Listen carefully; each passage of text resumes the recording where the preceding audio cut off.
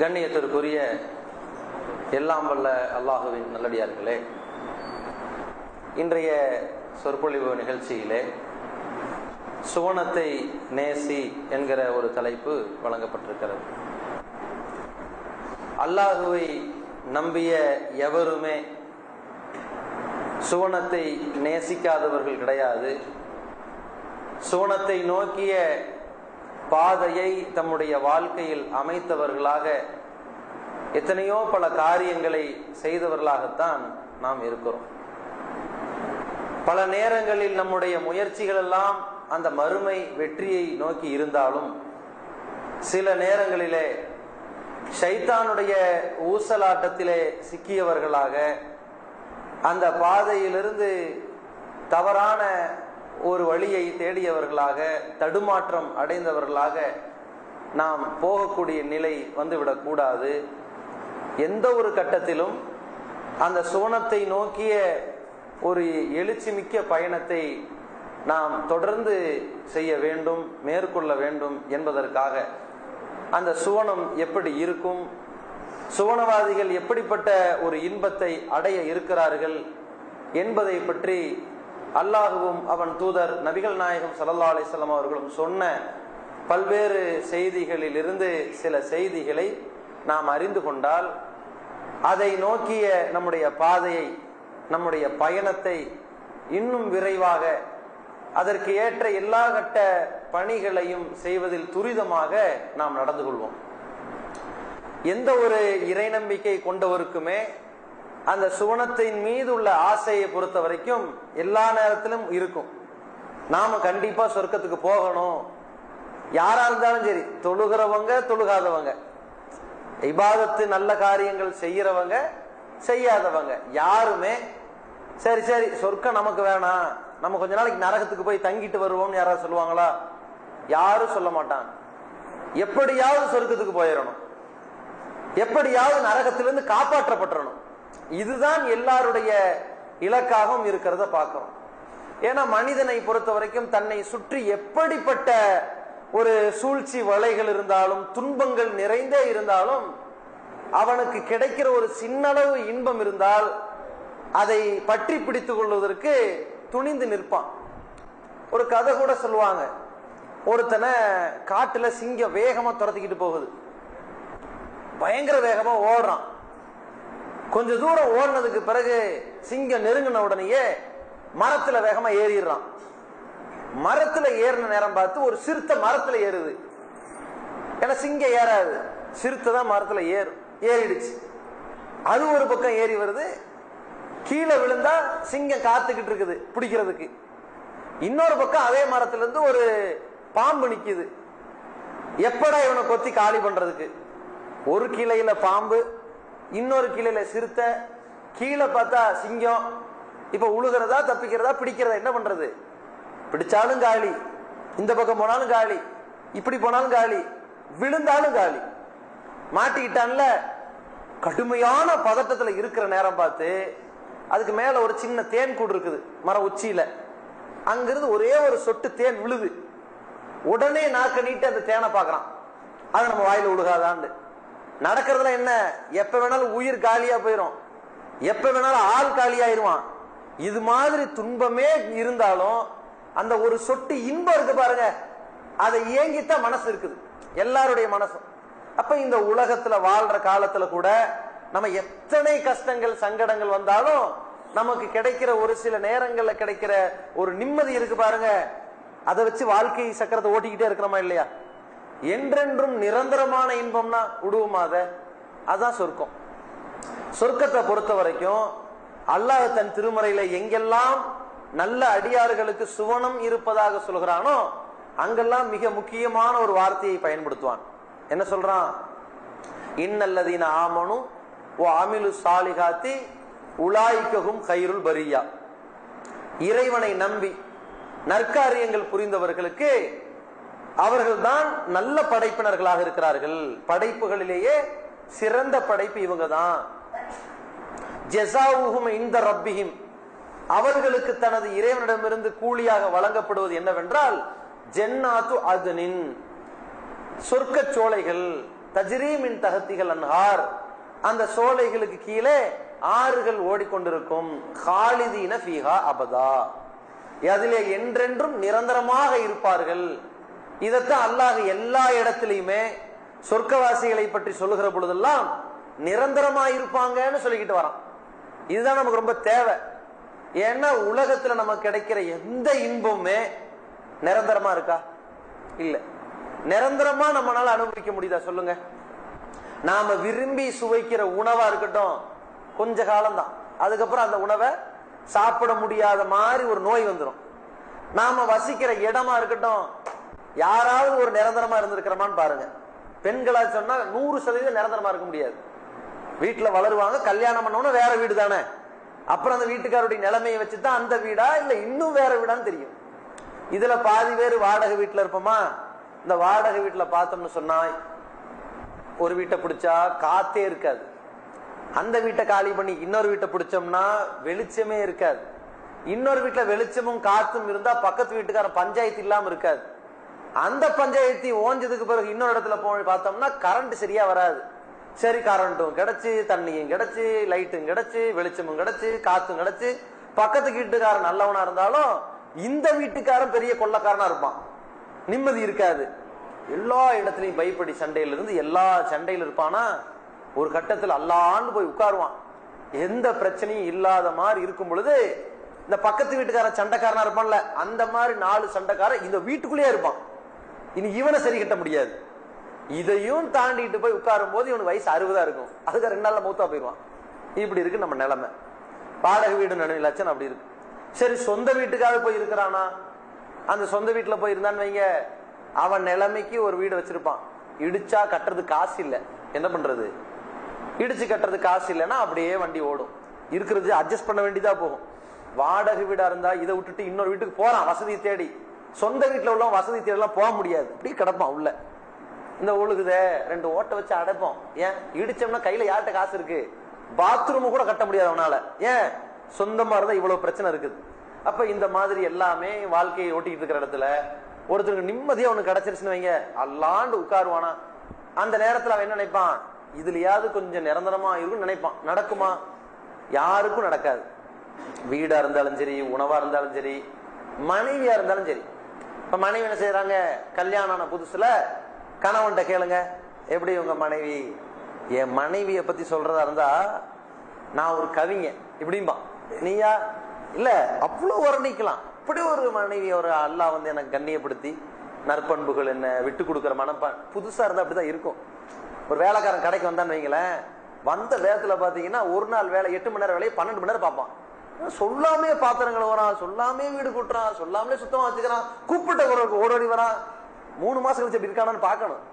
3 மாதம் டே வாடா, வரேன் 8 மணி ஆச்சு, டைம் முடிச்சு நாளைக்கு வரேன் இப்படிம்பா. வேலைக்கு ஆக மாட்டான், ஆளை மாத்திரக்கு யோசிப்போம். ஆனா நம்ம என்ன சைக்காலஜி, அந்த ஃபர்ஸ்ட் வந்த உடனே ஒரு பரபரப்பா வேலை பார்ப்பாங்க பாத்தீங்களா, அவன் ரொம்ப கெட்டிக்கார மாதிரியும். இந்த ஃபர்ஸ்ட் வந்தது சில பேர் சோம்பியாரி இருப்பான். எப்ப வேலைக்கு சேர்க்கறது? 2ஆம் தேதி. அப்ப நான் ஒரு 4ஆம் தேதி வரேன் அப்படிமா.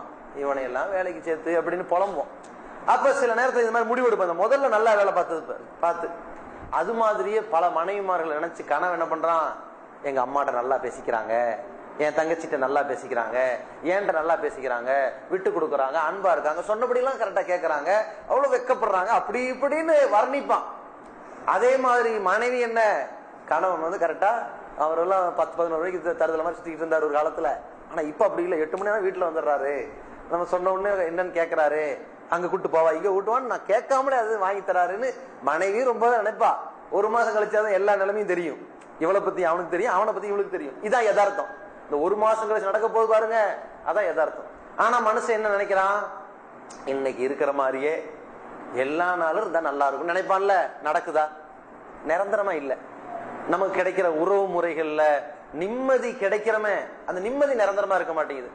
நாம ஒரு இடத்துல வேலைக்கு போறோம் வைங்க, அன்னைக்குன்னு பார்த்து முதலாளி ரொம்ப நல்ல மூடா இருப்பாரு. அப்பாடா, இதே மாதிரி சம்பளம் கொடுக்குற அன்னைக்கு இருந்தா நல்லா இருக்குமே நிரந்தரமா இருக்குமா? எந்த நேரம் மூஞ்சி எப்படி மாறுதுன்னே தெரியாது. நிரந்தரமா இல்ல. நம்ம நாட்டுல உள்ள விலைவாசி நிரந்தரமா இருக்குதா? நிரந்தரமா இல்ல. எதுவுமே மனிதனுக்கு நிரந்தரமா இல்லைங்கிறதே பெரிய அளவுல ஒரு நிராசை அடைஞ்சு, நம்பிக்கை இழந்து ரொம்ப விரக்தி அடைகிறான். ஒவ்வொரு நாளும் வாழ்க்கை மாறுது இல்ல. அந்த வாழ்க்கை மாற்றத்துல வந்து தாங்க முடிய மாட்டேங்குது. எந்த இன்பமுமே லாங் லைஃபா இருக்குன்னு எதிர்பார்க்கறான் பாருங்க, முடியல அவனுக்கு. ஒரு பெரிய 5 ஸ்டார் ஹோட்டல்ல உங்களை ஃப்ரீயா கூப்பிட்டு விருந்து பிரசரி பண்றாங்க, நல்லா 2 நாள் தங்கிக்கிங்க, நல்லா சாப்பிட்டுங்க, வேண்டி விரும்பி வாங்கிக்கிங்க எல்லாம் சொல்லிட்டாங்க, சந்தோஷமா இருக்கிறான். எப்ப சந்தோஷமா? உள்ள நுழையும் போது சந்தோஷமா இருப்பான்.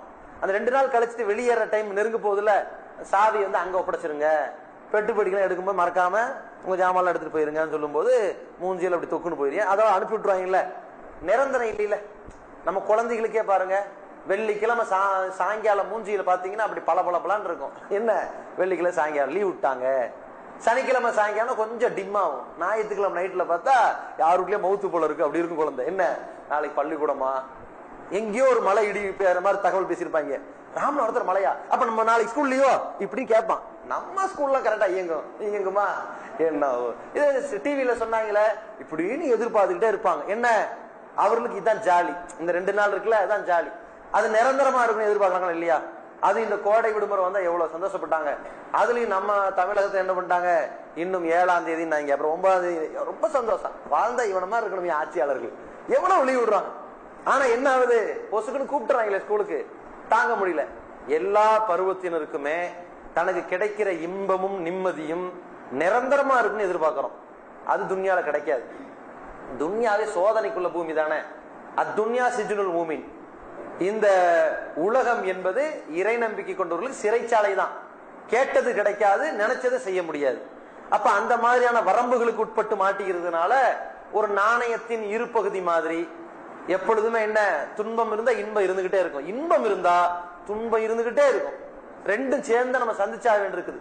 ஒரு வாகனத்தின் 2 சக்கரம் மாதிரி என்னது, 2 சந்திக்க வேண்டி இருக்குது.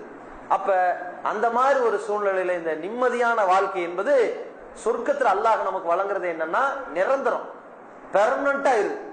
இதுதான் நம்ம கொடுக்கறோம். நாம ஒரு இடத்துல ஒரு அரசாங்க உத்தியோகத்துல வேலைக்கு சேரும் பொழுது கூட, ஒரு உயர்ந்த உத்தியோகத்துல கூட நல்ல துருதுரு நம்ம இருந்தாலும் ஒரு 60, 65 தாண்டோம் ரிட்டையர்டு கொடுக்குறானே, அப்பயே நமக்கு மனசு என்ன வருது, இன்னும் ஒரு 10 வருஷம் எக்ஸ்டெண்ட் பண்ண மாட்டாங்களா, வேலையை குறைச்சு இங்கேயே கடடா சம்பளம் தரோன்னு சொல்ல மாட்டாங்கன்னு ஏன் எதிர்பார்க்கிறோம்? காசு கிடைக்குது இல்ல. அப்ப எல்லா நிலைகளிலுமே மனிதன் நிரந்தரத்தை எதிர்பார்க்கிறான். அந்த நிரந்தரமான வாழ்க்கை என்று ஒன்று இருக்குமானால் அது எங்க, சொர்க்கத்துலதான்.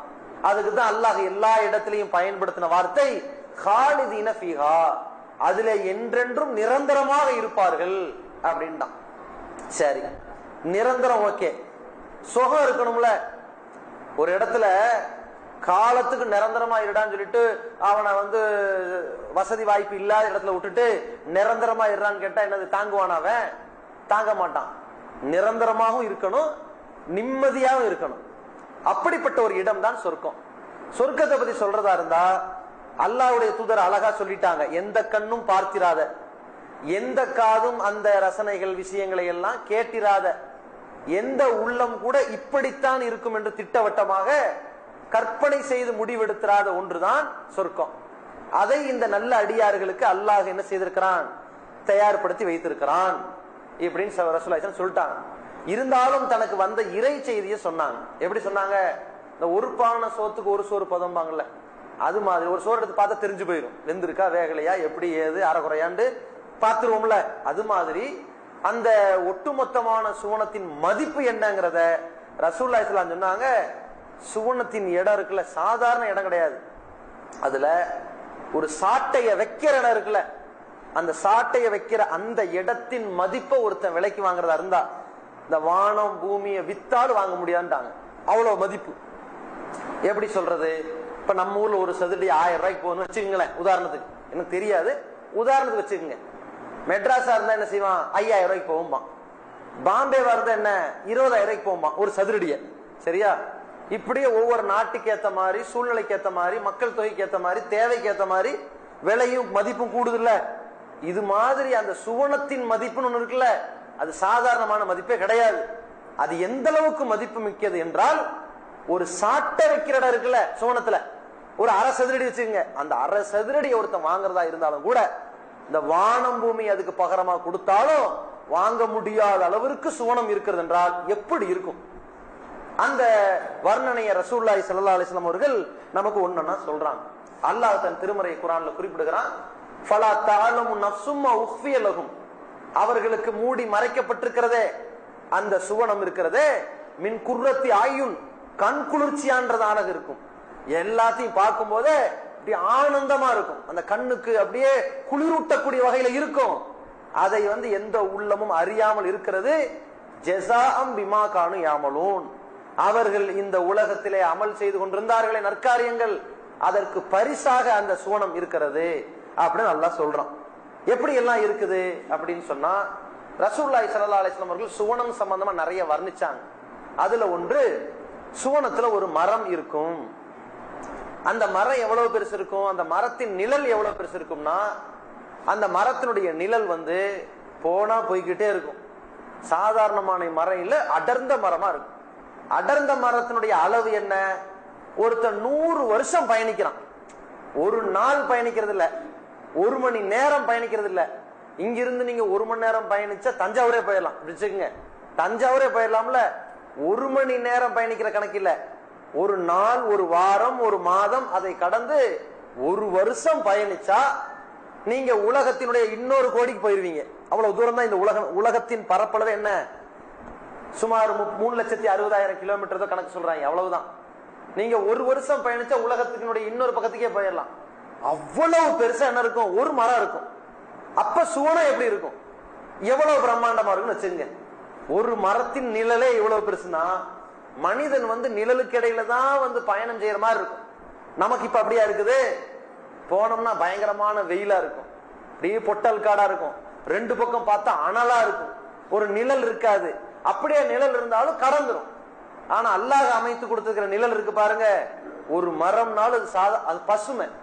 ஏன் சாலை ஓரங்கள்ல மரம் வச்சான்? இது எந்த காலத்துல வைக்கப்பட்டுச்சு? இது இந்த காலத்து சிஸ்டமே இல்ல. கிட்டத்தட்ட 800 ஆண்டுகளுக்கு முன்னாடி ஷெர்ஷாங்கிற ஒரு மன்னர் இந்தியாவை ஆட்சி பண்ணார், ஒரு முஸ்லிம் மன்னர். அவர் இந்தியா பல ஊரா பிரிஞ்சதுல ஒன்றிணைச்சார். அவருடைய திட்டத்தின் அடிப்படையில தான் என்ன முடிவெடுத்தாருன்னா, இந்த சாலை ஓரங்களை நம்ம செல்கிற பொழுது ஒரு அனலுக்கும் பரபரப்புக்கும் பதட்டத்திற்கு ஆளாகாம ஒரு மென்மையான நிலைக்கு ஆளாகணும்னா 2 ஓரங்களையும் மரம் வைக்கணும். அப்பதான் அந்த மரத்தின் வழியாக சாலை அடையாளம் காணப்படும். தேவைக்கு ஏற்ற மாதிரி நம்ம நின்று இறங்கி ஓய்வு பெறலாம், தூங்கலாம், அல்லது சாப்பிடலாம், நிழல் பெறலாம். நிழல் அவ்வளவு யூஸ் பண்ணும் நமக்கு, தான் சாப்பிட்றதுக்கோ, உட்காருவதற்கோ, தூங்குவதற்கோ, சாய்வதற்கோ, மலங்கள் ஏதோ ஒன்று தேவைக்கு என்ன செய்யுது, இந்த நிழல் தேவைப்படுது. அதனால 2 ஓரங்கள்ல மரம் வைக்கணும்னு அறிவிச்சாரு. அதான் இன்னைக்கு சர்வதேச அளவில் அதை முன்மாறி எடுத்து எல்லா சாலை ஓரங்களையும் மரம் வச்சிருக்கிறான். மரமே எதுக்கு சொல்றான், ஒரு பசுமை. நீங்க நம்ம பாதையில பயணிச்சுக்கிட்டு இருந்தாலும் கூட ஒரு பாதையின் அடையாளம். அதே நேரத்துல போகிற பொழுது கண் குளிர்ச்சி. நாம போயிட்டு இருக்கிற நேரத்துல இந்த கெட்ட மாசுபடுகிற காற்றுகளை எல்லாம் அது ஃபில்டர் பண்ணுகிற ஒரு மரம், செடி கொடிகள், இத்தனையும் காரணிகளா இருக்குதுன்னு எத்தனையோ விஷயங்கள் அடுக்குறாங்க. அப்ப அது மாதிரியான ஒரு மரமே நம்ம கடந்து போறோம். சில மரங்களை கடந்தோம்னா அப்படியே பொட்டல் ரோடா இருக்குதா இல்லையா?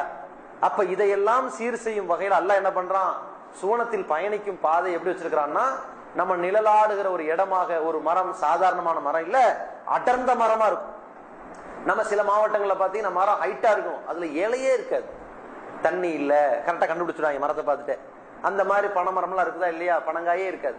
அப்ப அந்த மாதிரியான நிலையெல்லாம் இல்லாம செழிப்போட பசுமையாக ஒரு மரம்னால ஒரு மரம் 1 வருஷம் பயணிக்கிற மாதிரி இருந்தா அப்ப எத்தனை மரம் இருக்கும், எப்படி உலகம் இருக்கும், எப்படி பல மடங்கு இருக்கும், அப்படிப்பட்ட நிலை இருக்கும்னு சொல்லி நபிகள் நாயகம் ஸல்லல்லாஹு அலைஹி வஸல்லம் சொல்றாங்க. அதற்கடுத்து சொல்றாங்க, சுவனம் என்பது எல்லாரையும் ஒரே இடத்துல அமைச்சிருக்கிற மாதிரியான ஒரு இடம் நினைச்சிடக்கூடாது. சுவனத்தை பொறுத்த வரைக்கும் அது பல தரஜா இருக்குது. இந்த சுவனத்தின் பல தரஜாக்களை பொறுத்த வரைக்கும், பல படித்தரங்களை பொறுத்த வரைக்கும் என்னன்னா, சாதாரணமா இஸ்லாத்தை ஏத்துக்கிட்டு அவ்வளவு பெரிய அளவுல எந்த காரியம் செய்யாம, இறைவனுக்கு இணையும் வைக்காம 5 வேளை தொழுகிறது, இறைவனுடைய விதித்த கடமைகளை செய்யறது, இப்படி வாழ்ந்துட்டு போனவன் சுவனத்துல நுழைவான்ல, இவர்கள் சாதாரண தரஜாவில சுவனத்துல இருப்பாங்க.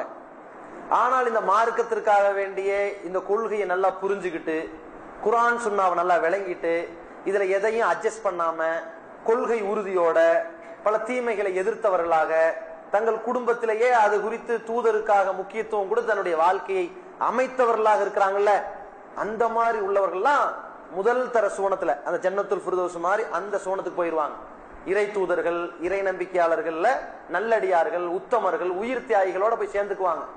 இவ்வளவு வித்தியாசம் எப்படி இருக்கும்னு கேட்டா, அந்த மேலே இருக்கக்கூடியவர்களை இந்த கீழே இருக்கிற சொர்க்கத்துல இருக்கிறவங்க பார்க்கும்போது நட்சத்திரத்தை பாக்குற மாதிரி பார்ப்பாங்களாம், அவ்வளவு தூரம். அவங்கள யாரு? அதாங்க அந்த இறை தூதர்கள் மாதிரி அவங்களுக்கு முக்கியத்துவம் கொடுத்து வாழ்ந்தாங்க, அவங்களாம் அங்க இருக்கிறாங்கன்னு இவங்க பேசிக்குவாங்க.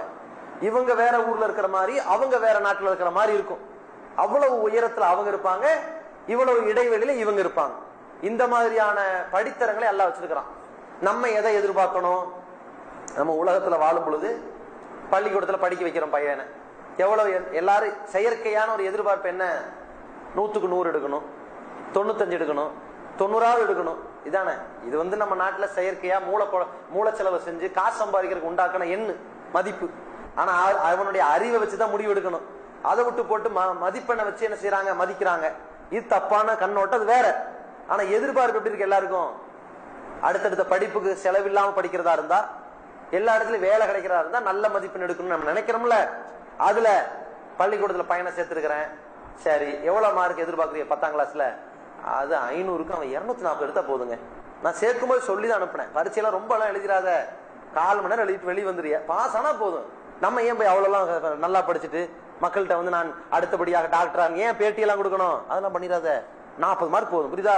41 கூட வாங்கக்கூடாது. இப்படி அனுப்புறோம். அப்படி அனுப்ப மாட்டோம். டேய் மறந்துடாத, நீ 100 வாங்கினா ஒரு சைக்கிள் வாங்கி தருவேன், இப்படி அனுப்புறோம். எல்லாமே ரொம்ப ஐயா எதிர்பார்ப்போம். படிக்க வைக்கிறது ரொம்ப டாப்ல இருக்கணும், வீடு கட்டுறது ரொம்ப டாப்ல இருக்கணும், கல்யாணம் பண்ணிக்கிறது ஊரே வச்சுக்கணும், இப்படித்தானே எல்லாத்துலயும் உயர்ந்த நிலை எதிர்பார்க்கிற நாம சுவனத்தில் நுழைகிற பொழுது இந்த உயர்ந்த சுவனத்திற்கு போறதா இருந்தா, அந்த தரத்தை அனுபவிக்கிறதா இருந்தா நம்ம என்ன செய்யணும்? தூதருக்கு கட்டுப்பட்டவர்களாக, இந்த தூதரா இந்த உலக வாழ்க்கையா என்று வரும்பொழுது தூதருக்கு முன்னுரிமை கொடுப்பவர்களாக, நன்மையை ஏவுற விஷயத்துல யார் நம்மளை பகைச்சுக்கிட்டாலும் சரி நான் இந்த மார்க்கத்தின்படி நடப்பேன் என்பது என்று சொல்லக்கூடியவர்களாக, தீமையை தடுக்கிற விஷயத்துல யார் சங்கடப்பட்டாலும் சரி எனக்கு இந்த மார்க்கம் தான் முக்கியம் என்று முன்னுரிமை வழங்குபவர்களா இருந்தால் அந்த முதல் தரத்துக்கு போயிடலாம். ஆனால் அப்படி முன்னுரிமை வழங்குபவர்கள் எவ்வளவு பேர் இருக்கிறாங்க? மக்களே ரொம்ப சொற்பமா இருக்கிறாங்க. ஒரு குடும்பத்தை எடுத்துக்கிட்டீங்கன்னா எல்லோருக்கும் தௌஹீத் பிடிக்கும், எல்லோரும் தௌஹீத்ல வீரியமா இருப்பாங்களா? இருக்க மாட்டாங்க. ஏன்? அது பிடிக்குது, அதுக்காக வேண்டி அதுவே வாழ்க்கையா இருக்கிறது. அப்ப ஊர் உலகத்தை பகைச்சுக்கிறதா? அப்ப இப்படி எல்லாம் பலரும் பேசுவாங்க. அப்போ எல்லா குரான் சுன்னா அடிப்படையில் வாழ்ந்தா வாழ முடியுமாங்க அப்படின்னு சில பேர் நினைப்பாங்க. நம்ம யாருக்கும் துரோகம் செய்யாம இருந்தா போதுங்க, நீங்க எதிர்பார்க்கிற மாதிரிலாம் இவ்வளவு நூல் பிடிச்ச மாதிரிலாம் இருக்க முடியாதுங்கன்னு பலர் ஒதுங்குவாங்க.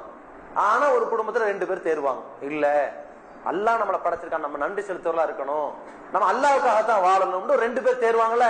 இந்த மாதிரி தேறி வருபவர்களுக்கான இடம் அது. அப்ப இவ்வளவு படித்தரங்களோட அல்லாஹ் பல சொர்க்கத்தை வச்சிருக்கிறான். அதே போல சொர்க்கத்துல எந்த மாதிரி அல்லாஹ் ஒவ்வொருவரையும் அமைக்கிறான்னா, ஒவ்வொரு நேரத்திலையும் ஒவ்வொரு ஆண் பெண்ணுடைய அழகை மாத்திக்கிட்டே வருவான் அல்லாஹ். இது ஒரு மனிதனுடைய ரசனைக்காகத்தான். அப்படி நான் இப்ப ஸ்டார்டிங்ல இருந்து சொல்றேன்ல கடைசி வரைக்கும், ஏதோ இது ஆண்களுக்கு நான் பயான் பண்றேன் நீங்க புரிஞ்சுக்க கூடாது. இதுல ஆண்களுக்குன்னு எதையெல்லாம் சொல்றனோ எல்லாமே பெண்களுக்கு அப்படின்னு பெண்கள் புரிஞ்சுக்கணும். சரிங்களா? பெண்களே நீங்கள் தொழுங்கள், பெண்கள் ஆண்களே நீங்கள் தொழுங்கள், 2 அல்லாஹ் சொல்ல மாட்டான். தொழுங்கள் 2 பேருக்கு தான். அது நோம்பு வைங்கம்பா 2 பேருக்கு தான். நரகத்திலிருந்து உங்களை காப்பாற்றிக் கொள்ளுங்கம்பா 2 பேருக்கு தானே. அது மாதிரி சுவனத்தில் உங்களுக்கு இதெல்லாம் கிடைக்கும்னா 2 பேருக்கும் தான். புரியுதுங்களா? அது எப்படி பெண்களுக்கு இதெல்லாம் சொல்றீங்கன்னு சொல்லக்கூடாது, 2 பேருக்கு தான் அல்லாஹ் சொல்லிட்டான். குல்லில் மூமினீன வல் மூமினாத், இறை நம்பிக்கை கொண்ட ஆண்களுக்கும் சொல்லுங்கள் பெண்களுக்கும் சொல்லுங்கள், அன்னி லா உலியு அமல ஆமிலி மின்கும் மின் தக்கரி வ உன்சா, உங்களில் ஆண்கள் பெண்கள் 2 பேருடைய அந்த உழைப்பையும் நான் வீணடிக்க மாட்டேன், 2 பேருக்கும் பரிசு தருவேன் அல்லாஹ் சொல்லிட்டான். சொன்னதுனால நான் பொதுவாக சொல்லிட்டு ஒரு ஆண்களை பத்தியே பேச நினைக்காதீங்க, எல்லா பெண்களுக்கும் இருக்குன்னு செய்யுங்க, புரிஞ்சுக்குங்க. சரி, இப்போ ஃபர்ஸ்ட் சொர்க்கத்துல சொர்க்கவாசிகள் இருக்காங்கல்ல, அவர்கள் எல்லாருமே ஆதம் அலைஹிஸ்ஸலாமுடைய ஹைட்ல தான் இருப்பாங்க, 60 முழம்.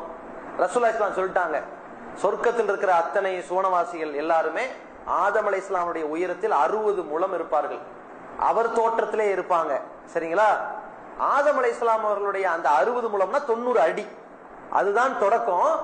ஆனால் பிற்காலத்தில் மக்கள் அதனுடைய உயரம் குறைந்து குறைந்து குறைந்து வந்து கொண்டு இருப்பார்கள் என்று உலகத்தை சொன்னாங்க ரசூலுல்லாஹ். இன்னைக்கு அதனுடைய 6 ஐட்டம்ல 6, 5, ஜப்பான், சைனா, இந்தோனேசியா 4, 3.5, 3.25, 3.25 போகுது இல்ல, அதெல்லாம் 60ல இருந்து வந்ததுதான். சரிங்களா? அப்ப இந்த கணக்குல வரும் ரசூலுல்லாஹ் சொல்லிட்டாங்க. ஆனா சொர்க்கம் வந்துச்சுன்னா அங்க என்ன, அவ்வளவு பேரும் சராசரி தான், 60 முழம்னு ஆயிரும், 90 அடி. அவ்வளவு பேரும் ஆதம் அலைஹிஸ்ஸலாமுடைய தோற்றம் தான். அதே நேரத்துல அந்த சொர்க்கவாசிகளுக்கு ஒரு பெண் அந்த ஆணை பார்க்கும் பொழுது ஒவ்வொரு நிமிஷத்துக்கும் அந்த அழகு மாறிக்கிட்டே இருக்கும். அந்த ஆண் அந்த பெண்ணை பார்க்கும் போது ஒரு அழகு மாறிக்கிட்டே இருக்கும். அப்படி எல்லாம் வச்சிருவான். ரசூலுல்லாஹி ஸல்லல்லாஹு அலைஹி வஸல்லம் சொல்றாங்க, சொர்க்கத்துல ஒரு சந்தை இருக்குது, ஒரு மார்க்கெட் இருக்கணும்ல. ஏன்னா மனுஷனுக்கு இப்ப மார்க்கெட் தானே ஜாலியா இருக்குது. சும்மா வெட்டியா டைம் பாஸ் பண்ண பீச்சுக்கு போலாமா, இல்ல வாங்க ஷாப்பிங் மாலுக்கு போவாம்பா, அதானே. ஏதாவது பொருளை வாங்குறதோ, அப்படியே ஒரு சுத்துறதோ, விதவிதமான பொருட்களை கண்டு ரசிக்கிறதோ, ஆச்சரியமா படக்கூடிய வகையில கட்டடங்களை பார்த்து வாயை புழக்கிறதோ, இது டைம் ஓட்டிட்டு ஆப்பாடா ஒரு ஷாப்பிங் மால் இப்படி நினைக்கிறான். எல்லா ஒரு காலத்துல வெளிநாட்டுல போய் சுத்திட்டு வந்தான். இன்னைக்கு உள்நாட்டுல கொண்டு வந்து இறக்கிட்டு இருக்கிறான். 2Dனா, அப்புறம் 3Dனா, அப்புறம் 7Dனா, அப்புறம் 4Dன்றான். இவ்வளவுதான் இருக்குன்றான். அப்படி போயிருச்சா இல்லையா? அதாவது கண்ணுக்கு காட்சி அளிக்கிறதுக்கு ஒரு உருவம் மாதிரியே ஒரு பொருள் வந்துட்டு போற அளவுக்கு டெக்னாலஜி கொண்டு வந்துட்டு இருக்கிறான்.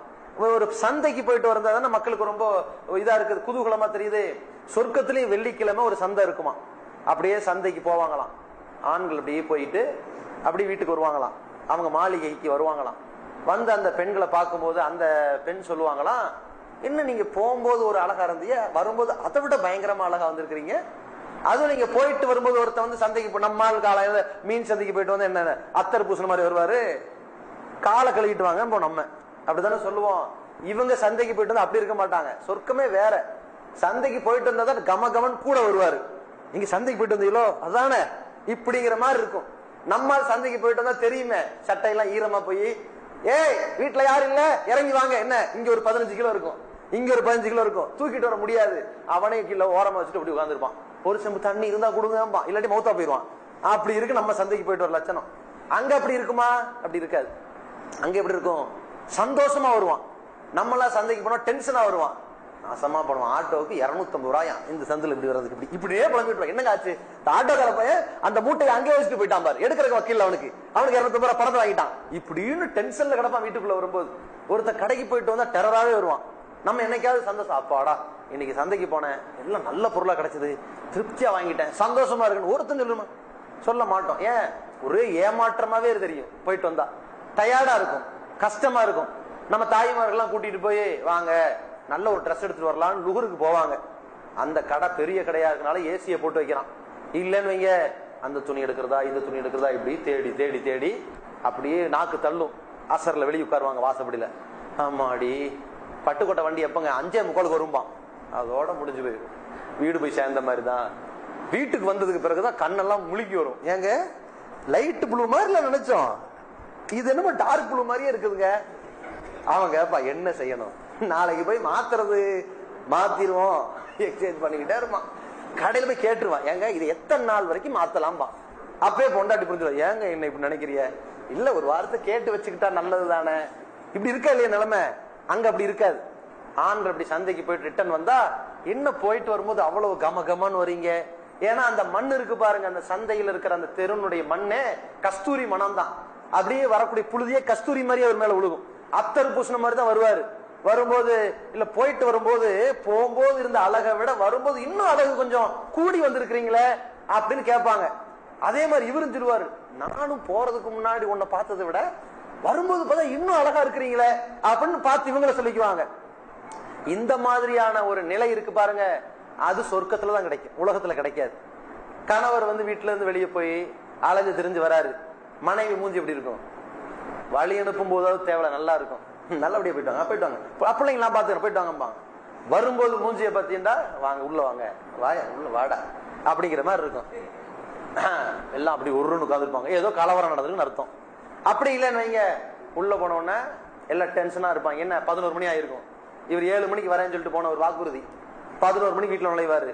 அவங்க எல்லாம் படுத்து தூங்கிட்டு இருப்பாங்க. மனைவி நாசமா போனோம் கல்யாணம், என்னங்க சோறு அங்க இருக்க எடுத்து சாப்பிடுங்க போங்க அப்படின்பா. சரி இவனும் அதே மாதிரி கமுக்கமா போய் அமைதியா சாப்பிட்டுட்டு காலையில பேசிக்கலாம் அப்படின்னு சொல்லிட்டு திரும்புவான். மண்டையில ஒரு கொட்டு, திரும்புறிய ஏன் கோச்சுக்கிட்டு தூங்குறேன்னு கேட்க வேணாம், இவன் விளக்கம் கேட்கணும். ஏன் கோச்சு, இதெல்லாம் தெரியற மாதிரி நான் உங்களுக்கு சொன்ன பிறகுதான் புரியுற மாதிரி நீ எல்லாம் ஒரு புதுசன் இப்படி ஆரம்பிக்கும். உன்னை எல்லாம் கல்யாணம் பண்ணி ஒரு 1/2 மணி நேரம் ஓடும். உடனே அவன் அழுவான், போற சந்தையில நான் அடிச்சுட்டாங்க அப்படின்பா. பொய்ய கூட சொல்லுவான், என்னங்க சொல்றிய? அப்படி சொல்லாத, அடிச்சுட்டாங்க, பெரிய பிரச்சனை வந்துட்டேன்னா சரி விடுங்க, இந்த பிரச்சனை ஓக்கிறதுக்கு அவன் பிரச்சனை சொல்லணும். அப்படியே சமாதானப்படுத்தி தூங்குறதுக்குள்ள அவன் படுற படுபாடா இருக்கும். ஆனா இப்படியா இருக்கும் சொர்க்கத்துல? அப்படி இருக்காது. அழகு மாறும். எந்த ஒரு கணவன் மனைவிக்குமே அந்த மனைவியினுடைய பருவ மாற்றம் இருக்குல்ல. இப்ப நம்ம வாழ்றாங்கல்ல, ஒரு 20 வயசுல கல்யாணம் பண்ணிருப்பாங்க. 20 வயசுல அந்த மணமகனுடைய நிலைமையை பார்த்தீங்கன்னா ஒன்லியா இருப்பான். அவனுக்கு சட்டை போட்டாதான் அவனை காப்பாற்ற முடியுங்கிற மாதிரி இருப்பான். இல்லைன்னா எக்ஸ்ரே கொடுத்த பாடி மாதிரியே இருக்கும். இது 20ல. கல்யாணம் ஆனதுக்கு பிறகு கொஞ்சம் கொழு கொழு கொழுன்னு ஒரு 21, 22ல மாறுவான். கொஞ்சம் சத வச்ச மாதிரி பாக்குறதுக்கு உருவமே தெரியும். அவனே கல்யாண போட்டோ எடுத்து பார்த்தா மனைவி போட்டோ கூட பார்த்து சந்தோஷமா இருப்பான். அப்பப்பா இப்படி இருந்தா பாரு, இப்ப இப்படியா இருக்கிறான்னு நினைப்பான்.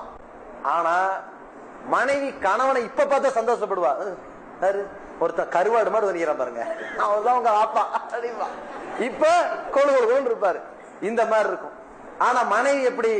மனைவி ஸ்டார்டிங்ல இருக்கும் பொழுது இருக்கிற மாற்றத்தை விட சில நேரங்கள்ல திருமணம் ஆன புதுசுல பார்த்தா மனைவி கொஞ்சம் கருப்பாக இருப்பா. ஆனதுக்கு பிறகு ஒரு வருஷம் 2 வருஷம் கழிச்சு பார்த்தா கொஞ்சம் வெள்ளையா மாறிடுவா. இவனுக்கே ஆச்சரியமா இருக்கும். அல்ல அப்படித்தானே காட்டுறான், நமக்கு தெரியாது. சில நேரத்துல வெள்ளையா இருப்பவங்க கொஞ்சம் கருப்பு மாதிரி தெரிவாங்க. இந்த கலர் எப்ப மாறுது, என்னைக்கு மாறுது, ஏன் ஒண்ணுமே தெரியாது நமக்கே. ஆனால் ஒரு மாற்றத்தை அல்லாஹ் நமக்குள்ள ஏற்படுத்திக்கிட்டே இருக்கான்ல, அதான் பரக்கத்தே.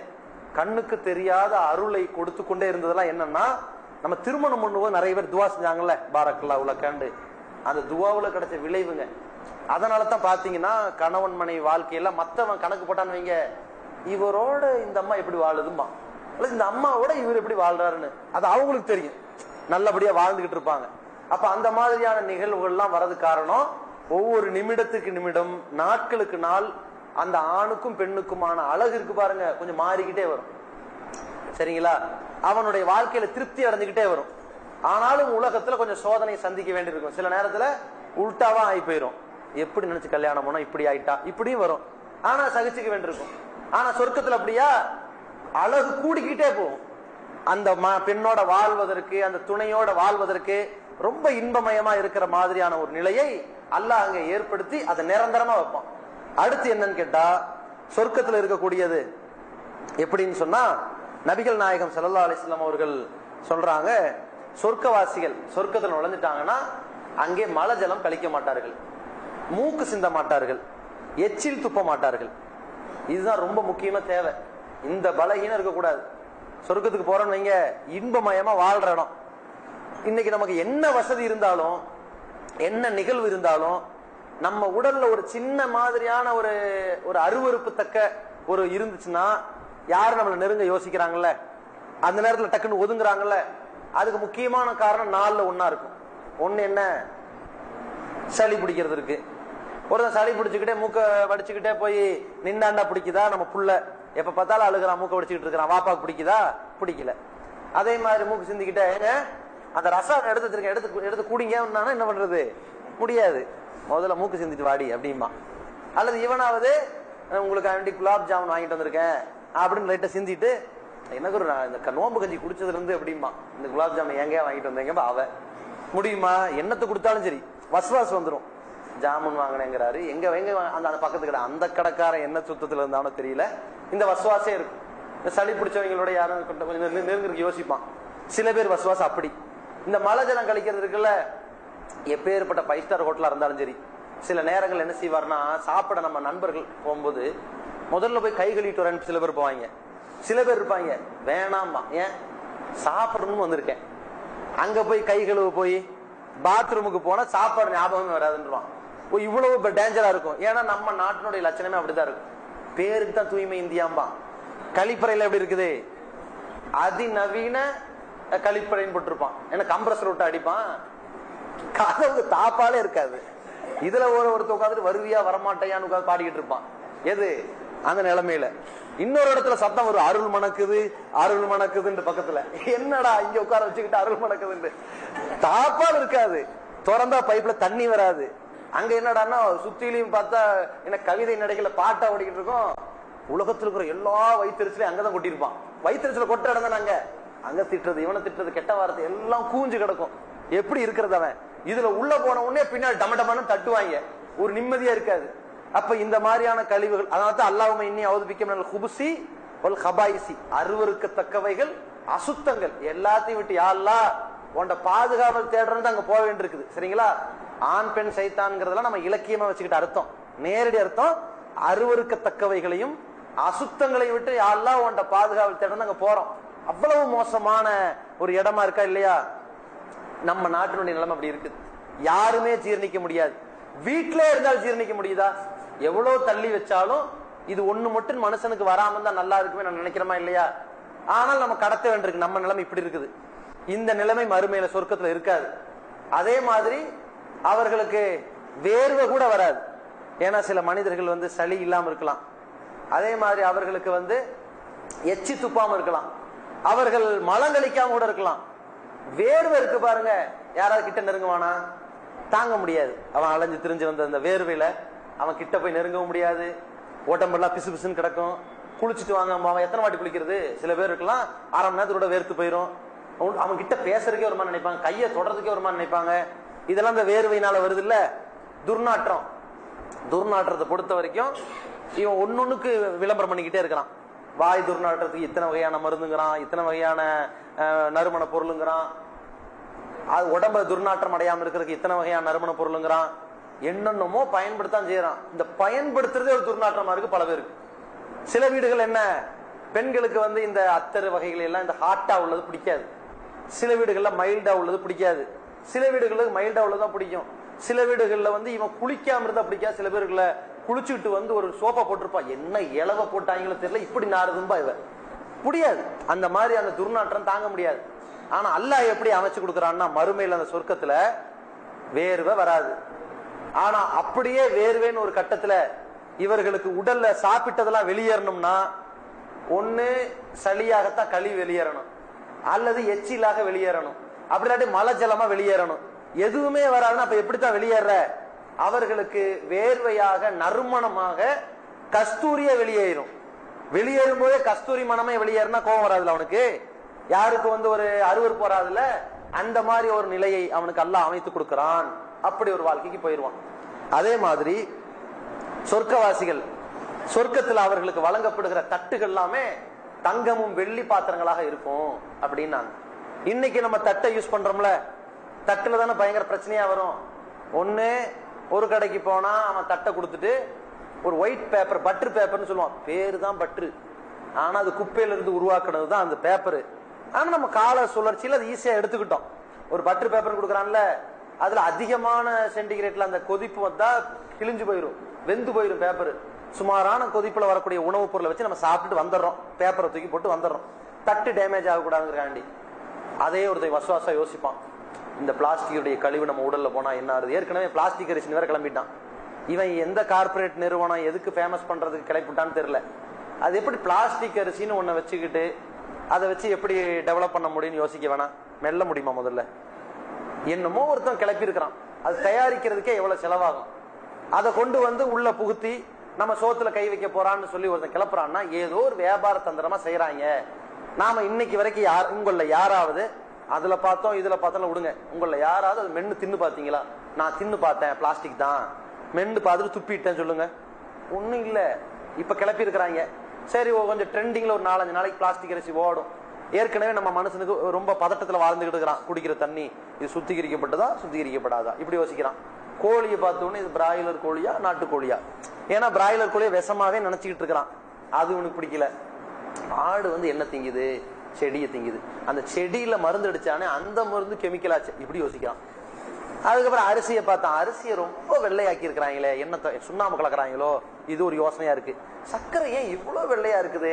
வாயில போட்டா கொஞ்சம் புளிக்கிற மாதிரி இருக்குது. இனிப்பே கடைசியில புளிப்பாதான் மாறும். எல்லா இனிப்பும் புளிப்பாதான் மாறும். ஆனா இவன் நினைக்கிறான், இதுல இது விஷத்தை கலக்கிட்டாங்களோ.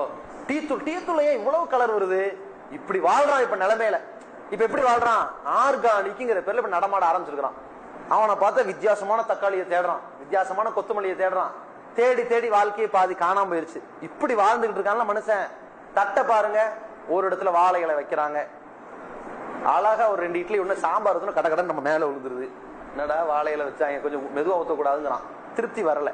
சரி, தட்டை வச்சா தட்டை எத்தனை பேருக்கு சரியா கழுவவே இல்லையே, எத்தனை பேர் தின்னானோ தெரியல.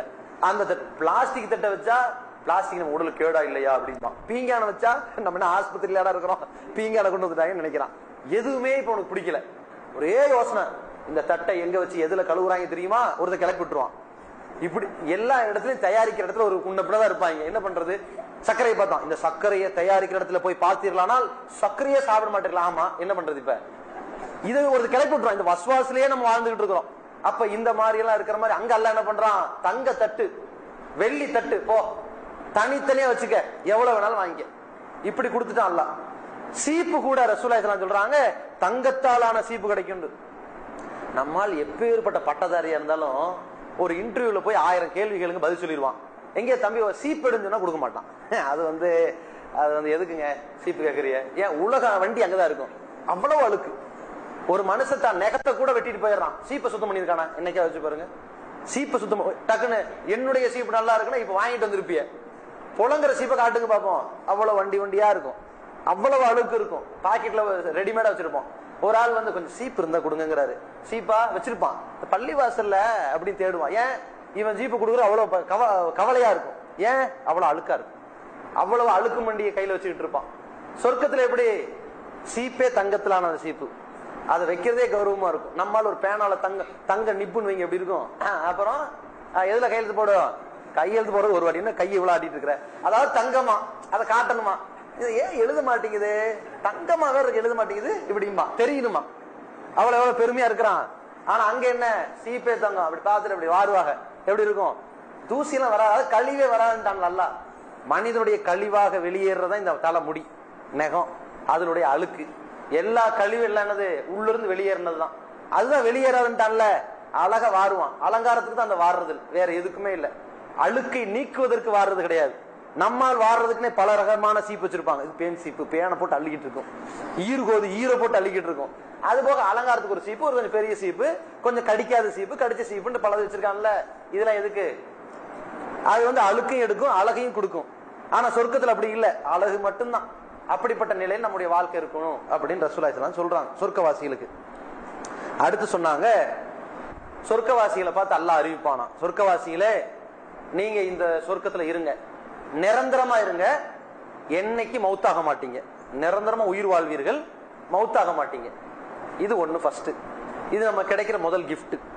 ஏன்னா நம்ம உலகத்துல வாழும் பொழுது நம்ம என்ன சம்பாதிச்சாலும் எல்லாருடைய எண்ணம் என்ன, மௌத்தாயிரக்கூடாதுன்னு நம்ம நினைக்கிறோம். ஆனா நம்ம நினைச்சது நடக்குதா? 18 வயசுல வெளிநாடுக்கு போனவன், கல்யாணம் முடிச்ச புதுசுல ஒரு குழந்தை 2 குழந்தை ஆயிருக்கும், அவ்வளவுதான். வெளிநாடுக்கு போனவன் 45-50 வயசு வரை கஷ்டப்படுறான். எதுக்கு? முதல்ல போனது கடன் அடைக்கிறதுக்கு, அதுக்கப்புறம் போனது இடம் வாங்கினது, அதுக்கப்புறம் போறது வீடு கட்டுறதுக்கு, அதுக்கப்புறம் வந்து மீண்டும் வியாபார வருமானத்துக்குன்னு ஒரு இடம் வாங்குறது, அதுக்கப்புறம் ஒரு கடை கட்டுறதுக்கு, எது வியாபாரத்துக்கு, அதுக்கப்புறம் மனைவி மக்களுக்கு கொஞ்சம் நகை வாங்குறதுக்கு, அதுக்கப்புறம் பிள்ளைங்க எல்லாம் படிச்சு டாக்டர் ஆகிறதுக்கு, அவ்வளவு ஆயிரும்ல வயசு. அதுக்கப்புறம் இவர் ரிட்டையர்ட் ஆகிற நேரத்தில் அனுப்பிச்சுட்டுவாங்க, போடா போடா அப்படின்ட்டு. ஏன்னா இவன் முடியாது, ஏன்னா அவனுக்கு அடிமை மாதிரி வேலை பார்க்கணும். இவனே முடியாம போயிட்டான எப்படி வேலை பார்க்கறது, அனுப்பிட்டுருவாங்க. அப்ப ரிட்டையர்ட் ஆகிற மாதிரி வருவாரு, பேர குழந்தை எடுத்து காட்டுற மாதிரி இருக்கும். அந்த நேரத்துல வந்து மௌத்தா போயிருவார். அனுபவிக்க முடியுதா? இந்த மௌத்துங்கிறனாலதான் தடையா இருக்குது, உலகத்துல எதையும் அனுபவிக்க முடியல. அல்லாஹ் என்ன பண்றான், என்னைக்கு மௌத்தாக மாட்டீங்க, நிம்மதியா இருங்க அப்படின்னு தான். ரெண்டாவது என்ன, உங்களுக்கு ஒரு காலத்திலயும் நோயே வராது, ஆரோக்கியமாக இருப்பீர்கள். இது மனுஷனுக்கு ரொம்ப முக்கியம். நம்ம சில உணவை சாப்பிட முடியல, காரணம் என்ன, நோய் தடுக்குது. ஆரோக்கியம் இல்லாதனால சிலதை சாப்பிட முடியல, சிலது சாப்பிடறதுக்கே பயமா இருக்குது. எல்லாத்துக்கும் என்னவா இருக்குன்னா நோய் தான் இப்ப பிரச்சனையா இருக்கு. எதையும் இஷ்டத்துக்கு விட்டடிக்கிற மாதிரி யாரும் இருக்கிறோமா? ஒரு காலத்திலேயாவது இருந்தோம். நிறைய தொழில்நுட்பம் எல்லாம் தெரியாத காலத்துல வெந்ததை தின்னு விதி வந்தா சாவுன்னு அடிச்சு தூள் கிளவிட்டு போய்கிட்டே இருப்பான். இப்போ எல்லாத்துலயும் யோசிக்கிறோமே, காரணம் என்ன, நோய் வருமோ நோய் வருமோ நோய் வருமோ, குழந்தைகளுக்கு அது கொடுக்காத, ஐஸ் வாங்காது, இது வாங்காது, பிஸ்கட் வாங்காது, அது வாங்க, மைதா சாப்பிடாத, இப்படின்னு ஏகப்பட்ட ரெஸ்ட்ரிக்ஷன் வருது. என்ன காரணம்? நோய்க்கு பயப்படுறோம். நோயே உனக்கு வராதுறான்னு விடுவோமா? ஒண்ணு காலி இருக்காது. இந்த பெனாயில் குடிக்கிறதுக்கு மார்க்கத்துல எதுவும் ஹலாலா ஆறாமான்னு கேட்க வந்துருவான். ஏன்? நோயே வராது இல்ல அப்படின்ற மாதிரி ஆயிடும். அப்ப சொர்க்கத்துல அல்லாஹ் வச்சிருக்கான் என்ன, உனக்கு நோயே வராது, ஆரோக்கியமா இருக்கு. அதுக்கப்புறம் அல்லாஹ் வைத்திருக்கிறது என்னன்னா, உனக்கு எந்த நேரத்திலயுமே இளமை மாறாது, முதுமையே வராது, நீ கிழவனாக மாட்ட, ஜாம்பவானா இருப்ப. இது எவ்வளவு பெரிய கிஃப்ட். ஒரு ஆணுக்கும் பெண்ணுக்கும் இந்த உலகத்துல இருக்கக்கூடிய முக்கியமான ஆசை என்ன, இந்த வயசு தான். ஏதாவது ஒரு ஆளை பார்த்துட்டு என்ன ரொம்ப ஒடிஞ்சிட்டீங்க அப்படின்னா மூஞ்சியெல்லாம் ஒரு மாதிரி ஆயிரும்.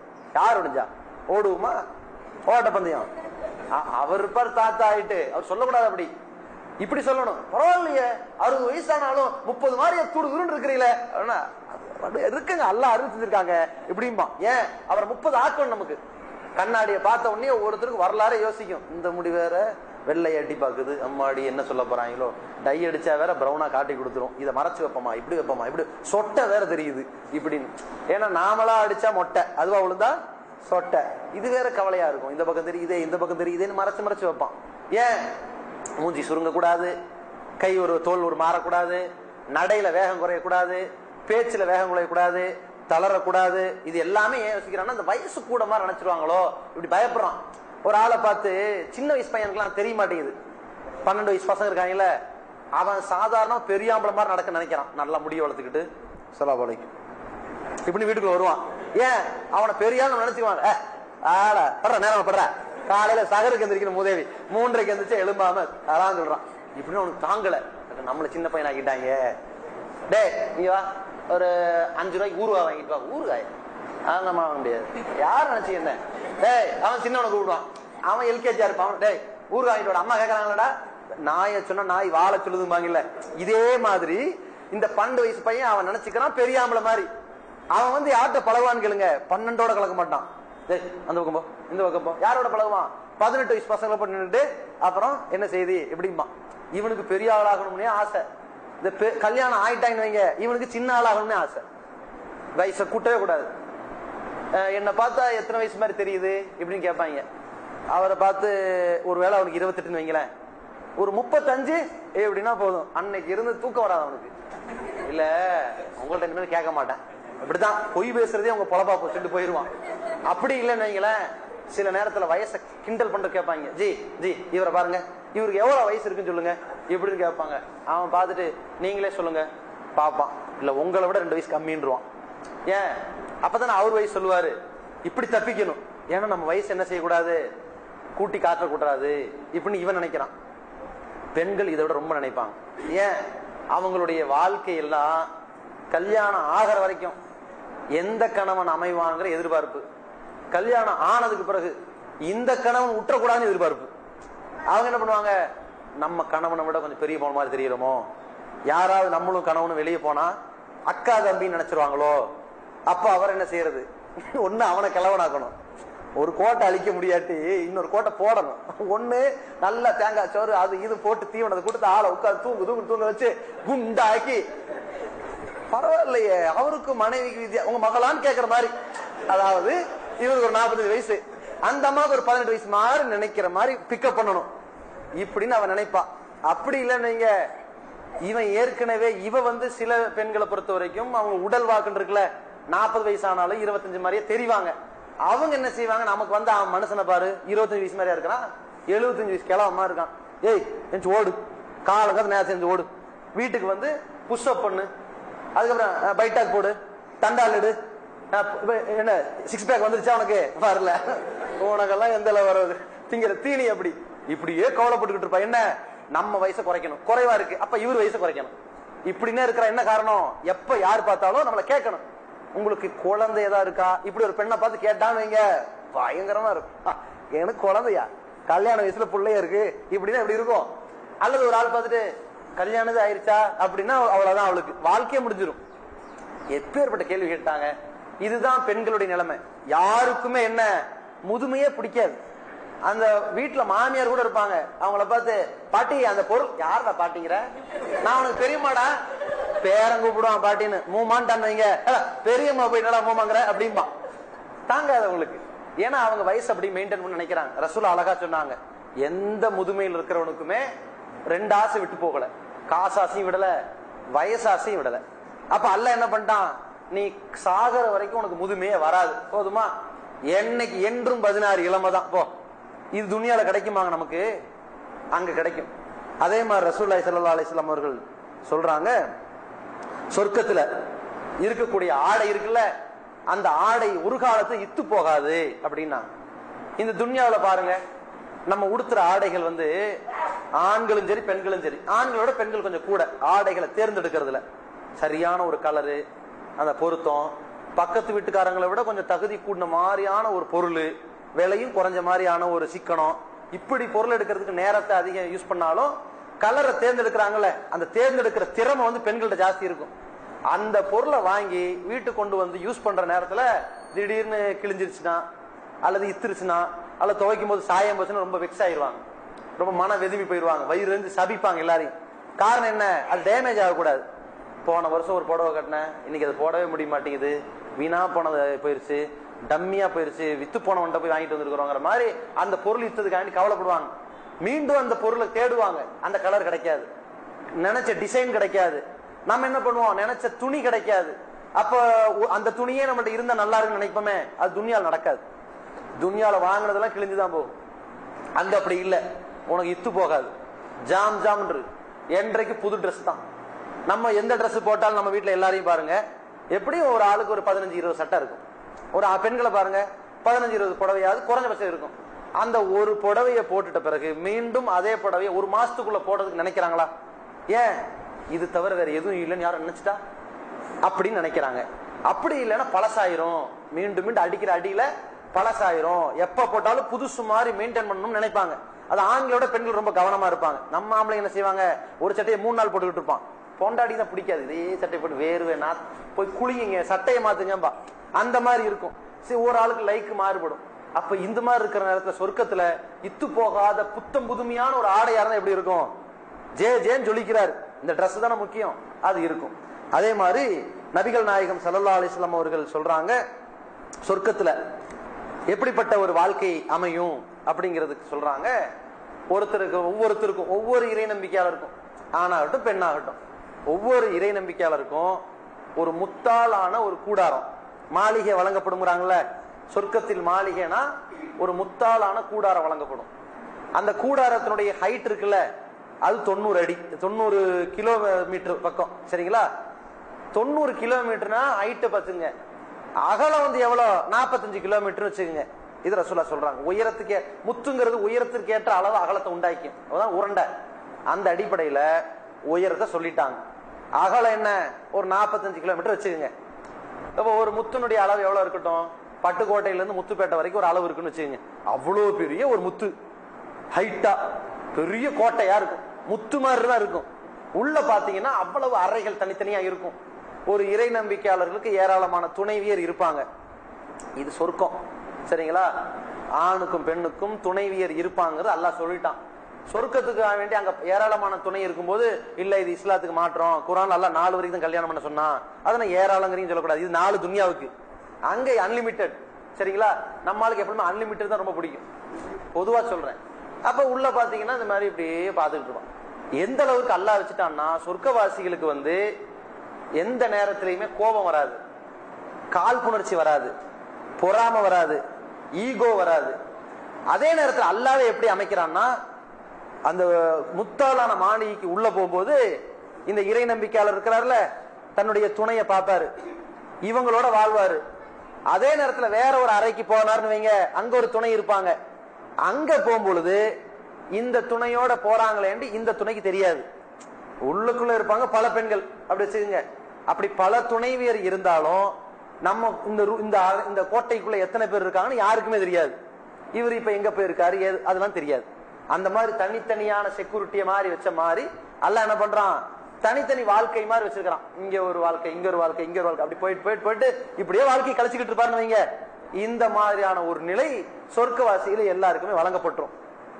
இப்போ இந்த சொர்க்கவாசிகளுடைய இந்த நிலையை கேட்ட உடனே நல்லா வாழ்றாங்கள கணவன் மனைவி, அதாவது கொடுமையில வாழ்றாங்கள சில கணவன் மனைவிமார்கள், இந்த புருஷனை போய் கல்யாணம் பண்ணுமே, வாழ்க்கை தொடங்குனதுல இருந்து சாட்டையை சொல்லற மாதிரி அதிகார போக்கிலே அடிமைப்படுத்தப்பட்டுக்கிட்டு இருக்கிற மேனு கவலைப்பட்டு கொண்டிருக்கிற மனைவிமார்களுக்கெல்லாம் சிறந்த துணையாட்கள் கிடைப்பாங்க.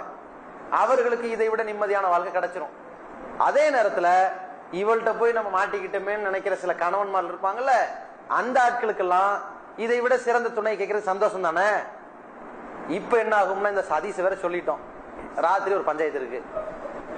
இந்த நல்லா வாழ்றாங்கல்ல அவங்க கேட்பாங்க மனைவி கணவன்ட்ட போய், ஏங்க நீங்க அல்லாட்ட யாருலா சொர்க்கத்துல வந்து இந்த மனைவியே எனக்கு கொடுத்துருன்னு கேட்டுருவீங்களா அப்படின்னு கேட்டுருவாங்க. ஏன்னா நான் உங்களை தான் கேட்க போறேன், நீங்க தான் எனக்கு வேணும், வேற யாரு வேணாம், நான் கேட்க போறேன். நீங்க எப்படி கேட்க போறீங்க, உன்னைத்தான் கேட்க போறேன் அப்படின்னு சொல்லிருங்க. ஏன்னா அது யதார்த்தம். நீங்க கேட்கலாம், தப்பு இல்லை. ஏன்னா இந்த மனைவியோட வாழலாமே, இந்த மனைவிட்ட நாம் காண்கிற குறைகளை கூட அல்லாஹ் சரி பண்ணி அந்த மனைவி நமக்கு கொடுப்பான். மறுபடியுமா அப்படின்னு பயப்பட வேண்டாம். நல்லா வாழ்றது சொல்றேன், நல்லா வாழ்ந்து கொண்டிருக்கிற கணவன் மனைவிமார்களுக்கு சொல்றேன், இந்த கணவனா நீங்க பயப்பட வேண்டாம்ல. இந்த கணவன் தான் வேணும்னு சில பேர் இருப்பாங்கல்ல, அப்படி இந்த மனைவி தான் வேணும்னு சிலர் இருப்பாங்கல்ல, இந்த மாதிரி உள்ளவர்கள் இவர்களையே துவா செஞ்சு என்ன செய்யலாம், அல்லாஹ்ட்ட கேட்கலாம். அதே நேரத்தில் அல்லாஹ் பரிசாக எல்லாரையும் கொடுப்பான். அங்க நம்முடைய சிந்தனையவே அல்லாஹ் வந்து என்ன செய்வான், அதை ஹார்ட் டிஸ்கே மாத்திடுவான். நம்ம என்ன செய்யக்கூடாது, இல்ல நீங்க வந்து அங்க வந்து பல மனைவிமார்கள் உங்களுக்கு வந்தா எனக்கு வேணாம், எனக்கு இந்த மனைவி தான், இது பாத்திமா தான் எனக்கு வேணும்னு நீங்க சொல்லுவீங்களா? இப்பவே கேட்பா, பேரம் பேசுறதுலாம் இன்னைக்கு ராத்திரி இப்ப நடக்கும். நீங்களும் என்ன செஞ்சிடணும், அதெல்லாம் அது எப்படி சொல்ல முடியும், அங்க அல்லாஹ்வே எனக்கு கொடுக்குற பொக்கிஷத்தை வந்து நான் எப்படி தடுக்க முடியும்னு புலம்ப தேவையில்லை. அது அங்க பாத்துக்கலான்னு விட்டுருங்க. ஏன் இது நாளைக்கு எப்படி வந்துடக்கூடாது, எனக்கு ஒரு 10 வருஷம் கழிச்சு உங்களுக்கு ஒரு 10 ஏக்கரை நிலம் தரேன், உங்களுக்கு ஒரு 10 ஏக்கரை நிலம் தரேன்னு சொன்ன உடனே 10 ஏக்கரை நிலத்துல என்ன வைக்கிறது, ஆடு மாடு ஒட்டகம் எல்லாம் வளர்க்க போறேன், எக்ஸ்ட்ரா இடம் பத்தாட்டி இதான் இவனுக்கு ஒரு 10 ஏக்கரை தர போற இல்ல, அவன் ஏரியால வளர்க்க விட்டுற வேண்டியதுதான். இப்ப வழக்கு ஸ்டார்ட் ஆயிரும். ஏன் ஏரியால வந்து நீ எப்படி வளர்ப்ப, உனக்கு எவ்வளவு திமிரு இருந்தா வளர்ப்ப, இப்ப சண்டை ஆரம்பிச்சிடும். ஆனா இனி 10 ஏக்கரை கிடைக்கல. இந்த மாதிரி வரப்போற பொருளுக்காக வேண்டி இப்பவே கலவரம் பண்ற மாதிரி இன்னைக்கே உங்க வாழ்க்கையை வீணாக்கிற கூடாது. அதெல்லாம் என்ன இருந்தாலும் சரி, எனக்கு அல்லாஹ் பல துணையை கொடுத்தா நான் வாழ்வேன் இப்படி நம்ம முதல்ல சொர்க்கம் கிடைக்குமா அதை எதிர்பார்த்து வாழணும். இந்த பாரு, உனக்கும் அல்லாஹ் சொர்க்கத்தை கொடுக்கணும், எனக்கும் கொடுக்கணும், அல்லாஹ் நம்ம 2 பேரையும் சேர்த்து வைக்கணும். சரியா? அங்க போன பிறகு அதை அப்புறம் பாத்துக்கும். சரியா? இப்படின்னு முடிச்சிருங்க விஷயத்தை. அல்லாஹ் வந்து சுவனத்துல அந்த முத்தாலான மாளிகையை கொடுப்பான் அப்படின்னு ரசூலுல்லாஹி ஸல்லல்லாஹு அலைஹி வஸல்லம் சொல்றாங்க. அது மட்டும் இல்லாம இந்த சுவனத்துல வாழ்றவங்கள வாழக்கூடியவர்கள் எப்படி இருப்பாங்கன்னா, அவர்கள் பார்க்கிற பார்வையில ஒரு ஆனந்தம் இருக்கணும். பாலைவனத்துல உட்கார வச்சுட்டு இந்த சுவனம் உனக்கு திருப்தியா இருந்துச்சான்னு கேட்டா முதல்ல எங்கேயாவது கொடை கிடைக்குமான்னு கேட்பான், நிழல் வேணும். ஆனா இன்னைக்கு நம்ம எல்லாருமே எதை நோக்கி ஓடுவோம், சுற்றுலாத்தலம் எதை நோக்கி ஓடுவோம், நம்ம ஊர்ல குளம் இல்லையா, கடல் இல்லையா, எதை நோக்கி ஓடுறோம், ஒரு ஊட்டிக்கு போகணும், ஒரு மூணாருக்கு போகணும். ஏன்? குளிர்ந்த பகுதியா இருக்கணும், பார்க்கிற இடமெல்லாம் பசுமையா இருக்கணும், அப்படியே தண்ணீர் வளம் நல்லா இருக்கணும், அந்த இடத்துல ஜாமுன்னு ஒரு வீடு இருக்கணும், அங்கேயே நிரந்தரமா இதெல்லாம் பாக்குறோம். அல்லாஹ் மனிதனுடைய அந்த மாதிரியான எதிர்பார்ப்பை வைத்துத்தான் என்ன செய்யறான், தஜ்ரீமின் தகத்தியல் அன்ஹார், அவனுக்கு கீழே ஆறுகள் ஓடிக்கொண்டிருக்கிற மாதிரி ஒரு சோலைகளோட ஒரு இடத்துல வந்து ஒரு வீட்டை வைக்கிறான். இன்னைக்கு இந்த சோசியல் மீடியால எப்படி விளம்பரம் சொல்றாங்க, தாய்லாந்தில் ஒரு இன்பமயமான ஒரு வீடு இருக்கிறது அப்படின்னு ஒரு கோட்டை மாதிரி காட்டுறான். கோட்டைக்கு பக்கத்துல ஒரு நீச்சல் குளம் இருக்குது, அந்த நீச்சல் குளத்தை சுற்றி ஒரு அருவி ஓடுது, இன்னொரு பக்கம் சுத்தி மரங்கள், அப்படியே பறவைகள் ஓடுது, சில விலங்குகள் கண்கொள்ளா காட்சியா இருக்குது. இந்த இடம் உங்களுக்கு வேணுமா, இத்தனை கோடி ரூபாய், இப்படி விளம்பரம் பண்றான் இல்லையா. ஒரு நாள் வாடகை இவ்வளோ, 2 நாள் வாடகைங்கிறான்ல. இதையெல்லாம் ஒருவனுக்கு சொர்க்கவாசிக்கு அல்லாஹ் நிரந்தரமா கொடுத்தான்னா, ஒரு மாளிகை 2 மாளிகை எல்லாம் இல்ல, ஏராளமான மாளிகை.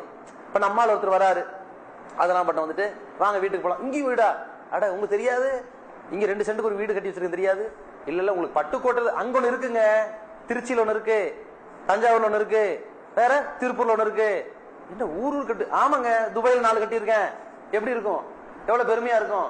துபாயில இருக்கு, அவர் போகாத இடமே இல்ல, இருக்காத வீடே இல்ல, அவ்வளவு கட்டியிருக்காரு. எப்படின்னா இது மாதிரி இந்த உலகத்துல பள்ளிவாசலுக்கு அள்ளி கொடுத்துட்டாங்கன்னு வைங்க, அல்லாஹ் இவனுக்கு வந்து கணக்கு வச்சு வீடு கட்டி கொடுக்குறான்ல அங்க சொர்க்கத்துல, அங்க ஒண்ணுன்னா அது எப்படி இருக்கும், எங்க பார்த்தாலும் மாளிகை, எங்க பார்த்தாலும் நல்ல நிம்மதியான வாழ்க்கை. அப்படிப்பட்ட ஒரு வாழ்க்கையில அவர்கள் வாழ்வார்கள் என்று நபி ஸல்லல்லாஹு அலைஹி வஸல்லம் சொல்றாங்க.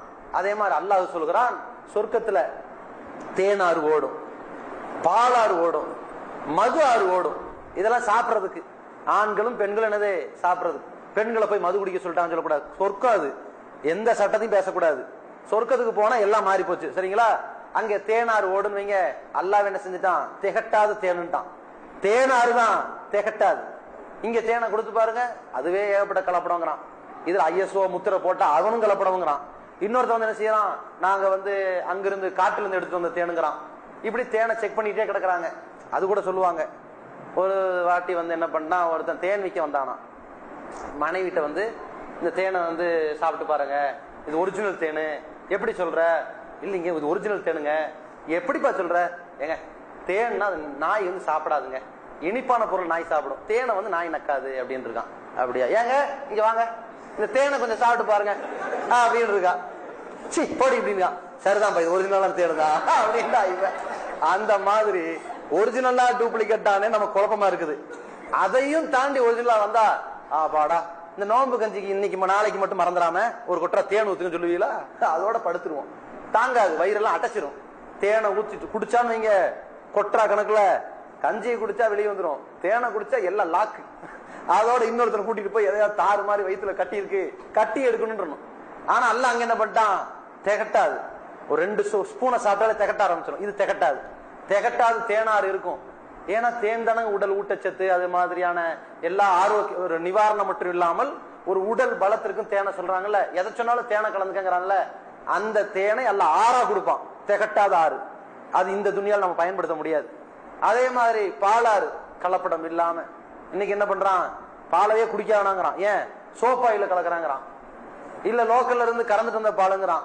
இது தண்ணியில கலந்தேங்கிறான். தண்ணியை கொஞ்சம் கலந்தாதான் ஓரளவுக்கு அவனுக்கு கட்டு வழியாகவும் நம்மளும் வேக வைக்கிறதுக்கு ஈஸியா இருக்கு, எல்லாம் ஓகே. ஆனால் அங்க அப்படி இருக்காது. பரிசுத்தமான முறையில் பால் ஆறு குடிச்சுக்கிட்டே இருக்கலாம், நிம்மதியா இருக்கலாம். மது ஆறு இருக்கும், மயக்கத்தை ஏற்படுத்தாத மது ஆறு. இங்க மது ஆறு கொடுத்து மது ஆறு வேணாம். ஒரு டம்மரை போட்டான்னு வைங்க, ஒண்ணு நாத்தத்துல தெரிஞ்சு போயிடும், கட்டு நாத்தம் அடிக்கும். ஆள் வரான்னு வைங்க, அவனை வீட்டு வாசலே தூங்க வச்சிருங்க பையன். வீட்டுல வந்து அவ்வளவு கப்படிக்கும். குழந்தை எடுத்து கொஞ்ச நாள் குழந்தை தெரிச்சுக்கிட்டு ஓடும். ஏன், அவ்வளவு துர்நாற்றமா இருக்கும். இது மது. இந்த மாதிரி துர்நாற்றம் இருக்காது. அல்லாஹ் ஹிதாமுஹு மிஸ்கு, அது மூடிய கஸ்தூரி தான். என்ன, குடிச்ச பிறகுதானே நறுமணமே வரும். அப்படி வச்சுட்டு அல்ல இங்க குடிச்ச பிறகுதானே இருக்கிறவங்க ஓடுவான். இங்க இப்படி இருக்கும். அதே மாதிரி இங்க மது குடிச்ச என்ன ஆயிடுவான், அப்பதான் உலகத்தை சில பேர் சிந்திக்குவான், சில பேர் உலகத்தை மறந்துடுவான். பெரிய கோபக்காரனா இருப்பான், மது குடிச்சான்னு வைங்க பதுங்கிடுவான். இந்த மாதிரி காலையில உங்களை அப்படி திட்டி இருக்க கூடாது இல்லையா, திட்டக்கூடாதுல்ல, திட்டக்கூடாது, மன்னிச்சிட்டேன்னு சொல்லுங்க. இல்ல மன்னிச்சிட்டேன், இன்னொரு வாட்டி சொல்லுங்க, இன்னொரு வாட்டி சொல்லுங்க. காலில் விழு விட்டுமா, தண்ணியை போட்டான்னு அர்த்தம். சில பேர் கோலையாவே இருப்பான், தண்ணியை போட்டு ஆடா வெளிய அப்படின்னு மாமனார. எவ்வளவு திமிரு இருந்தா இன்னைக்கு காலைல சோத்து கூப்பிட்டியா நீ என்ன எப்படி எல்லாம் சொன்ன பிறகு மறுநாள் காலைல பார்த்தா திட்டு போய் உட்காந்துருப்பான். மாமனார் போய் என்ன இருந்தாலும் உங்க மதிப்பு மரியாதையும் இப்படி பேசக்கூடாது இப்படிமா. இப்படித்தான் ஒரு நாள் ஒரு மனைவி கேட்டிருக்கா, கல்யாணம் ஆனதுல இருந்து இன்னைக்கு வரைக்கும் ஒரு நாளாவது என்ன வர்ணிச்சிருக்கிறீங்களாண்டு. ஏண்டி முந்தானே நைட்டு தான் வந்து உன்ன அவ்வளவு வானலாவே புகழ்ந்தேண்டு. மூதேவி, அது எங்க அம்மா. நீ கூடி மப்புல வந்து எவ்வளவு திட்டி இருக்க, எங்க அம்மாவை புகழ்ந்துட்டு இருக்கிற பொண்டாட்டி நான். இந்த மாதிரி குடிச்சானா உலகமே தெரியாது. சில பேர் குடிச்சானா நடதான் வைங்க, சின்ன கழுதா இருக்கும், அவன் கண்ணுக்கு பெரிய பாறாங்கல் மாதிரி இருக்கும், இப்படி நின்றுவான். இப்படி பாப்பா, என்னடா இது குடிச்சிருக்கானா, இப்படி கடக்குறதுன்னு வேற தெரியலையே. அந்த கால் அப்படி எடுத்து வச்சுட்டு வேண்டாம் இப்ப வேண்டாம், தடுக்கு நம்ம விழுந்துருவோம் இல்லைங்க, அப்படியே நினைப்பான். தாண்டிடுவான், பா தாண்டிட்டான். இது என்னது பாறாங்கல். அதுக்கப்புறம் சாக்கடையா இருக்கும், அது தமான்னு கால விடுவான். அது வந்து என்னமோ அவனுக்கு சின்ன ஒரு பைப் கனெக்ஷன் மாதிரியே தெரியும். விழுந்து கீழே விழுந்திருப்பான். காலையில எழுந்திருச்சு, நேத்து பெட்ரூம்ல என்ன ஒரே குழு குழு குழுன்னு ஒரே தண்ணியா இருந்துச்சு, சாக்கடைடா முதேவி தெரியாது. அது மாதிரியான மயக்கமோ பதட்டமோ குழப்பமோ எதுவுமே வராத ஒரு இடம் எது, சொர்க்கம் தான். இந்த நம்ம மார்க்கம் வந்து மதுவை தடுத்தனாலதான் யாரும் அதுல நெருங்கல. மற்ற சமுதாயத்துல எவனா இருந்தாலும் சரி மதுவுக்கு அடிமையா தான் இருக்கானா இல்லையா. மது குடிக்க கூடாதுன்னு எவன்லாம் ஆர்ப்பாட்டம் பண்றானோ, கட்சி நடத்துறானோ, ஆளுங்கட்சி எதிர்கட்சி சுய கட்சி எந்த கட்சியா இருந்தாலும் அவ்வளவு பேர் குடிக்காரனா இருக்கிறான். இதுல வந்து நான் பூரண மதுவிலக்கு போராட்டம் நடத்தினா தலைவர், கட்சி தலைவர் பேசுறாரு, பின்னாடி 2 பேர் இப்படி நிக்கிறாங்க. என்ன, அவர் உளுந்துட்டாருன்னா, இப்ப மப்பள நிக்கிறாரு, உளுந்துட்டாருன்னா பூரண மதுவிலக்க பேசுற கட்சி தலைவர் வந்து உளுந்துருவாராம் நிக்கிறாங்க. யாராவது விதிவிலக்கு சொல்ல முடியுதா? அல்ல என்ன பண்றான், நீங்க இந்த உலகத்துல ஒதுக்கிட்டிய வாறு மாதிரி கொடுக்கற குடிப்போ, எந்த கவலையும் இல்லை. அது எப்படி உனக்கு கொடுக்கறக்கு யாரு, எத்துஃபு அலைஹிம் வில்தானும் முகல்லதுன், சிறுவர்கள் வருவார்கள் அப்படி அழகா. இந்த உலகத்துல சின்ன பிள்ளைய மௌத்தா போயிட்டான்னா உனக்கு என்ன பரிசு தெரியுமா, உனக்கு ஒரு 25 வயசு ஆக்கி உனக்கு பல பெண்களை வந்து வாழ்க்கை துணையா கொடுத்தோம்னா அவன் என்னடா இது நான் சின்ன வயசுலடா மௌத்தான இப்படி கொடுத்துட்டான்னு வரக்கூடாது இல்ல. சம நீதியில் அல்லாஹ் கொடுப்பான். முதுமையா போனவனுக்கு இளமை ஆக்கி விட்டுருவான். சிறுவனாக இருந்தவனுக்கு ஜாலியா விளையாடுற புள்ள, அவன் 5ஆம் கிளாஸ்ல ஜாலியா விளையாண்டா மௌத்தா போயிட்டான், அவனுக்கு ஜாலியா தானே விளையாட விடணும். சரி போ, அவங்களுக்கு ஏதாவது எடுத்து கொடுக்கணும் எடுத்து கொடு. இந்த மாதிரி ஹெல்ப் பண்றவனா என்ன செஞ்சிருவான். ஏன்னா சின்ன பசங்க வந்தாதான் இவனுக்கும் சுதந்திரம் இருக்கும். ஒரு கணவன் மனைவி உட்கார்ந்துருக்காரு ஒரு ஹோட்டல்ல, என்ன சாப்பிடுறிய, அழகான ஒரு இளைஞன் வந்து, அப்புறம் 2 பேர் வந்திருக்கு, என்ன சாப்பிடுறிய, போடா போ இந்த புக்கை கொடு நான் பாத்துக்கிறேன், அங்க என்னடி பார்வை திரும்பி சந்தேகம் ஆரம்பிச்சிடும். ஏன், எதையுமே சகஜமா இருக்க முடியாது. சக வயதுல யார் இருக்க கூடாதுன்னு நினைக்கிறான், சந்தேக உணர்வோடு இருக்கிறான். சின்ன பையன் வரான்னா பிரச்சனை இல்லை, அல்லாஹ் எல்லாத்தையும் வைத்து திட்ட வகுத்து வச்சிருக்கிறான். அப்ப சின்ன பசங்க எல்லாம் வந்து அவர்களை சுற்றி தேவையான மதுக்கோப்பைகள், தேவையானது, எல்லாரும் உயர்ந்த கட்டில்கள் உட்கார்ந்துருப்பாங்க. வாரிக்கும் மஸ்பூஃபா, அழகான தலையணை என்ன, போர்வை என்ன, கட்டில் என்ன, ஜாம் ஜாம் உட்கார்ந்து எப்படிப்பட்ட வாழ்க்கை, அவ்வளவு நிம்மதியான வாழ்க்கையை எதிர்நோக்கி இருப்பார்கள். இந்த வாழ்க்கைக்காக வேண்டி நம்ம இந்த உலகத்துல நாம் செய்ய வேண்டிய பணி என்ன? ஏன்னா நம்ம எல்லாருமே அதிகமா நரகத்தை கேட்டு, நரகத்தை பத்தி பயந்து கேட்டு கேட்டு கேட்டு ஒரு பயனும் சொர்க்கத்துக்கு போக முடியாது போல இருக்குது. அவ்வளவு பேசின பயான்ல எனக்கு மட்டுமே இருக்கும். ஒவ்வொரு ஆளும் நம்ம காலிதான். சரி, என்னைக்காவது காலங்காலத்துல அல்லாஹ் நம்மளை மன்னிச்சு விட்டு பிச்சை மாதிரி போட்டு கடைசியில கிடைக்கும்ல, ரசூலுல்லாஹ் சொன்னாங்களே, அந்த கடைசி ஆளு சொர்க்கத்திற்கு போற நரகவாசியில, நிரந்த நரகவாசியில நரக கிடப்பான். சொர்க்கத்துக்கு போற கணக்குல கடைசி ஆள் இருப்பான்ல, அவனை சொர்க்கத்துக்கு அனுப்பும் பொழுது எழுப்பி அந்த ஜீவ நதியில போட்டு தோலெல்லாம் சரியானதுக்கு பிறகு போட்டிருப்பான். அப்ப அவன் கேட்பான், யா அல்லாஹ், இந்த சொர்க்கத்துக்கு வாசப்படியில மட்டும் விட்டீன்னா அது போதும். அப்ப அல்லாஹ் கேட்பான், ஆதமுடைய மகனே, நீ வாக்கு மாற மாட்டில, இதை கரெக்டா இருப்பியா? கரெக்டா இருக்கு. வாசப்படின்னு எட்டி பார்ப்பான், அம்மாடி எப்படி இருக்குது, யாரெல்லாம் கொஞ்சம் உள்ள விட்டீனா? என்ன ஆதமுடைய மகனே, இப்பதானே வாக்கு மாற மாட்டேன்னு? இல்ல அதெல்லாம் சொன்ன முடியல, கொஞ்சம் உள்ள விட்டீனா அப்படின்ன உடனே, சரி உள்ளதானே போய்க்க இப்படின்னா. அப்ப போகும்போது பார்த்தா அடைப்பா இருக்கு. யாரெல்லாம் ரொம்ப அடைப்பா இருக்கு. இன்னும் அடைப்பா இருக்கா? வானம் பூமி எல்லாம் விட பெரிய மடங்கா சொர்க்கத்தை வச்சிருக்கேன், அடைப்பா இருக்குங்க, நல்லா போய் பாருப்பா. மீண்டும் போவான், மீண்டும் அடைப்பா தெரியும். அப்பவும் சொல்லுவான். அப்ப அல்லாஹ்ட்ட கேட்பான், இறைவா, என்ன நீ கிண்டல் அடிக்கிறியா? என்ன கேலி பண்றியா? என்னை வச்சு நீ சிரிப்பு காட்டிக்கிட்டு இருக்கிறியா? நான் தான் அடப்பா இருக்குன்னு சொல்லிக்கிட்டு இருக்கிறேன். அப்படியா? சரி, இப்ப போ. உள்ள போயிருவான். இவன் தான் கடைசி. ரசூலுல்லாஹி ஸல்லல்லாஹு அலைஹி வஸல்லம் சொல்றாங்க, இந்த சொர்க்கத்துல கடைசியில போறான்ல, மன்சிலத்து ஆகிரு மன் தகலல் ஜன்னா, இந்த கடைசியில சொர்க்கத்தில் நுழையக்கூடியவனுக்கு தகுதி என்னன்னா, இந்த உலகம் இருக்குல்ல, இந்த உலகத்தை மாதிரி ஒரு 10 மடங்கு அல்லாஹ் கொடுத்துருவான். 10 உலகத்தை கொடுத்து, இதான் கடைசி ஆளுக்கு. அப்ப முதல் ஆளுக்கு எவ்வளவு? அப்ப எப்படிப்பட்ட உலகம்? அவ்வளவு ஒரு இன்பமயமான ஒரு வாழ்க்கைக்கு நாம் சொந்தக்காரர்கள் ஆகணும்னா, நாம் நம்முடைய வாழ்க்கையை எப்படி அமைத்துக் கொள்ள வேண்டும் என்று மார்க்கம் ஏராளமான விஷயங்கள் நமக்கு சொல்லி இருக்கிறது. அது அல்லாஹ் சொன்ன அழகான வரி, ஒரே வரி என்ன?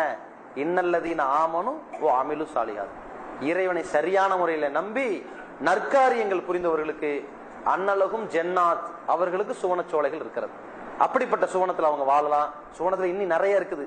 பேசுறதுக்கு நேரம் ரொம்ப தாண்டிக்கிட்டு போயிட்டு இருக்கு. வளமைக்கு மாற்றமா ரொம்ப ஜாஸ்தியா போயிருக்குது. நீங்க ரொம்ப பொறுத்துக்கிட்டே அல்லாஹ்வுக்காக வேண்டி அல்லாஹ் நிறைய அருள் செய்வான், இவ்வளவு சகிச்சுக்கிட்டு காண்டி. அப்ப சுவனம் சமமா எத்தனையோ விஷயங்கள்ல ஒரு சில விஷயங்களை சொல்லியிருக்கிறோம்.